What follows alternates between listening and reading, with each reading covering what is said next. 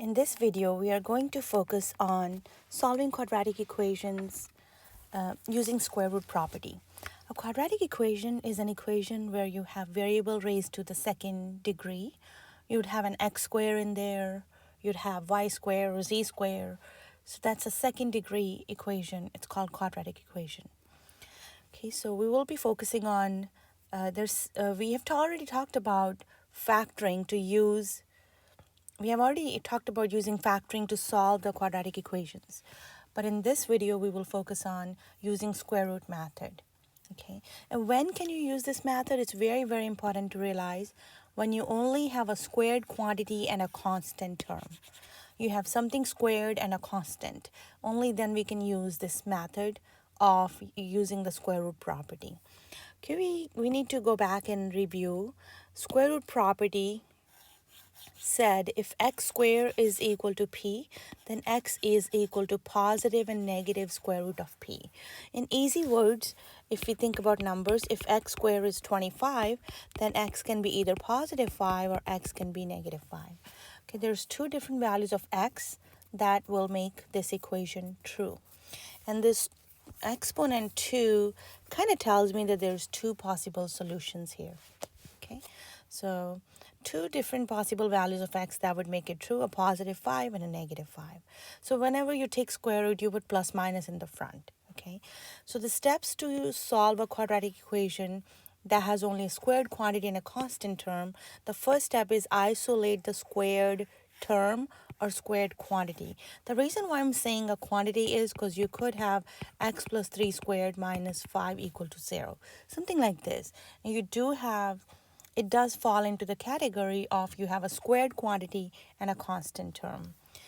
You might just have x squared minus 5 equal to 0. That's also under the same category. You have squared term and a constant. Another example, this could have been written like this as well. So anytime you have a quantity squared and a constant term, use this method using the square root property. The first step is isolate the squared term quantity. Second step is use the square root property. Third step is solve for the variable. Last, we get two solutions. Just for your own peace of mind, it's good to check, verify your solutions, although it's not necessary. If you are confident about your work, you can skip checking, but it's always good to, find out your own mistakes because we all are humans. We can make a small mistake with a plus and minus somewhere and we could have incorrect answer. It's a good idea to go back and plug your answer back into original equation to check and make sure you did everything correctly. Okay. These are the values of x. The two values you get are the values of x that make your original equation true. These values are called solutions, roots, zeros of the equation. So several different names. Roots, solutions, zeros. When we will learn to graph quadratic equations, we will also call them x-intercepts. So solutions of a quadratic equation or roots or zeros or x-intercepts are the same things. Okay, let's check out an example here. I have x squared minus 16 equal to 0. We want to solve it using factoring. We've talked about factoring in the beginning of this course. This is difference of squares, so we can factor into x minus 4x plus 4 and then use zero product property. Each factor gets plugged into 0 and we solve for x and we get two solutions. X equals positive 4 and negative 4. Now I could use the square root property to solve this equation. So x squared minus 16 equal to 0. I can go ahead and add 16 to both sides and then next take the square root at this point. And remember, whenever you take square root, don't forget to put plus minus in the front so we get the same two solutions. Okay. We'll talk about the graphing in the graphing video. So here's several examples, and I'm going to be using square root property to solve the quadratic equation in each of these. Each of the examples I'm taking here they are of the type when you have a quantity squared and a constant. Okay, that's all you have, quantity squared and a constant. All right, let's check out first example. Z squared minus 24 equal to 0. The first step is to isolate the square term or quantity. So I'm going to isolate the square term. So I'm going to isolate the z squared and add 24 to both sides. Once you have isolated the quantity squared, go ahead and square root both sides. So now I'm going to take square root on both sides. Now I'm going to take square root. Let me write a little better. Square root. Okay, so that gives me z equals plus minus square root of 24, because on the left hand side square and square root will cancel each other. Square root of 24 can be simplified. I can pull a 2 out, 2 root 6, plus minus 2 root 6. So there's my two solutions. Okay, sometimes online homework systems will say the smaller solution, the larger solution, or minimum solution, the maximum solution. So you just put the smaller number in the smaller solution box, larger number in the larger solution box. I'm leaving the check work for you because I'm confident that I did it correct. Next, again, similar, y square minus 5 equals 15. My first goal is to isolate the y square. So I'm going to add 5 to both sides. That gives me y square equals 20. Now go ahead and take the square root. Go ahead and take the square root on both sides. So that gives me plus minus square root of 20. That turns out to be, we can break 20 into 4 times 5. And that means I can pull a 2 out. Okay, y equals plus minus 2 root 5. Z square plus 16 equals negative 4. Z square would be equal to negative 20. We will subtract 16 from both sides.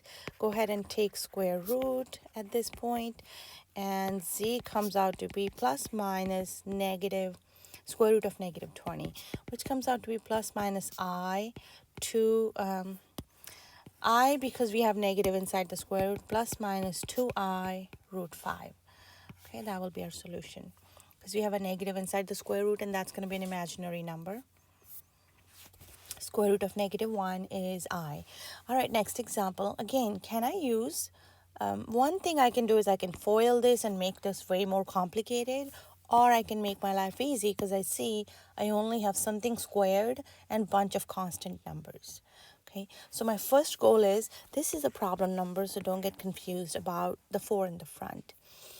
My first goal is to isolate the quantity squared. So to isolate the quantity squared, I'm going to go ahead and add 4 to both sides, which gives me 16 plus 4 is 20. Next, again, I'm trying to isolate the quantity squared, so I'm going to divide both sides with 2. 20 divided by 2 is 10. So I have x plus 2 squared equals 10. Now it's time to go ahead and take square root both sides, because we want to undo the square. So opposite of squaring is square rooting. So we're going to be doing taking the square root on both sides. On the left side, square root and square will cancel each other. And the right side, we would have plus minus square root of 10. Now, square root of 10 cannot be simplified any further, but my goal was to isolate the variable. So I'm going to subtract 3 from both sides, and my solution will be x equals negative 3 plus minus square root of 10. All right, next example, I have, again, I do have quantity squared and a bunch of constant numbers. So my first goal is to isolate the quantity squared. So negative 25 plus 1 will be negative 24. Next step, I'm going to divide both sides with 6, which is negative 24 divided by 6 is negative 4. I have quantity squared alone now on one side, and I can go ahead and take square root on both sides. For an equation, you can do the same thing on both sides. It's okay. You're not messing anything up as long as you do the same thing on both sides. So on the left side, when I take the square root and square will cancel each other. Right side, I would be left with plus minus square root of negative 4. Now, a little more simplification needed here until we have our variable isolated. Square root of negative 4 is 2i, so plus minus 2i. And now all I have to do is isolate my y. The only thing I want here is y. So I'll start by subtracting 2 from both sides. So negative 2 plus minus 2i. And the next step would be dividing both sides with a 4. I can simplify it because we have a common factor. From the numerator, I can pull out 2 and then cancel out the common factor between the numerator and denominator. This equation has imaginary solutions, no real solutions. So these two numbers, -1 plus I over 2, -1 minus I over 2, you can write them as two separate solutions here. So there's your two solutions. These are the two solutions, roots. And if you try to graph this equation, because the solutions are imaginary, there would be no x-intercepts. This graph is not going to touch the x-axis at all. Next example, again, I'm going to use the square root property because I have a quantity squared and a constant here. So my first goal is, this is the problem number, my first goal is to isolate the quantity squared, so move 18 to other side. Next goal is to divide both sides with 3. -18 divided by 3 is -6.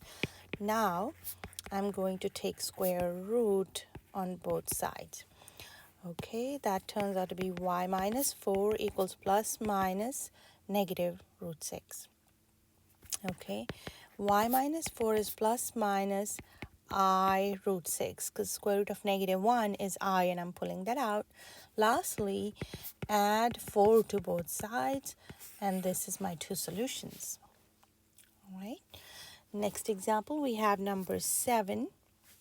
Again, I do have a quantity squared and a constant, but there's a fraction involved that might make it look more squarey, but as long as you know how to deal with fractions, you don't have to worry. First step is to isolate the square root. So I'm going to be getting rid of the 2 in the front, so I'll be going ahead and dividing both sides with the 2. Okay, so it leaves me with x plus 3/4 squared,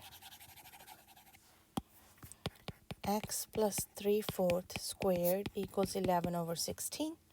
Now go ahead and take square root on both sides. Square root on both sides, x plus 3/4 is equal to plus minus square root of 11 over 16.